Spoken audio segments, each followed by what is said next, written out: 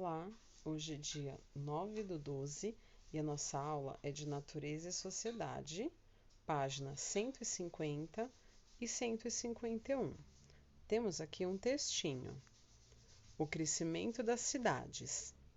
Até meados dos anos 1900, as cidades brasileiras ainda cresciam em ritmo lento e a maioria das pessoas vivia predominantemente no campo. A partir desse período, o deslocamento de pessoas vindas do campo e a chegada dos imigrantes provocaram o crescimento da população, fornecendo mão de obra para as fábricas e impulsionando o comércio e a prestação de serviços. O trabalho remunerado criou o mercado consumidor, isto é, um mercado de compradores para os produtos que eram produzidos nas fábricas. Com isso, as cidades cresceram e as rápidas transformações sociais criaram a necessidade de melhorias urbanas, como a ampliação de ruas e avenidas, a instalação de bondes elétricos e de redes de esgoto e a canalização de água. Temos agora aqui duas questões. A questão 17, que vai de A a C, e depois a 18. Então, 17. De acordo com o texto, complete as frases a seguir. A. O êxodo rural e a provocaram o crescimento da população nas cidades. Olha bem, aqui no texto ele não usa o termo êxodo rural, mas a gente já aprendeu o que é o êxodo rural, né? É a saída das pessoas do campo para as cidades. Então, o êxodo rural e a partir desse período, o deslocamento de pessoas vindas do campo e a chegada de imigrantes provocaram o crescimento da população nas cidades. Entenderam aqui? B. O crescimento da população contribuiu para a industrialização na medida que forneceu mão de obra para as...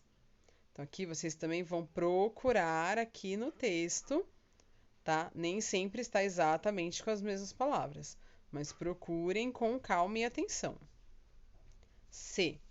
O crescimento da população também impulsionou o EA. Exercício 18. Observe as imagens e responda a questão. Então, aqui temos duas fotos. A primeira foto é da Avenida Paulista, em 1905, em São Paulo. A segunda também é a Avenida Paulista, mas é em 2017. A questão: em sua opinião, o crescimento das cidades ainda é um processo atual? Ou seja, o crescimento das cidades ainda continua ocorrendo? Ou vocês acham que as cidades elas já se expandiram a ponto de não ter como mais se expandir? O que vocês acham? Página 151. Algumas melhorias urbanas provocaram outros problemas, principalmente para as pessoas mais pobres que perderam suas moradias. Em 1902, a cidade do Rio de Janeiro se tornou foco de uma variedade de doenças, como a disenteria, a difteria e a peste bubônica. Para controlar a propagação dessas doenças e melhorar o transporte na cidade, o prefeito Pereira Passos iniciou uma reforma urbana radical, conhecida como Bota Abaixo. Nessa reforma, inúmeros prédios e casas foram demolidos para a instalação de redes de esgoto e a construção de avenidas, jardins e praças.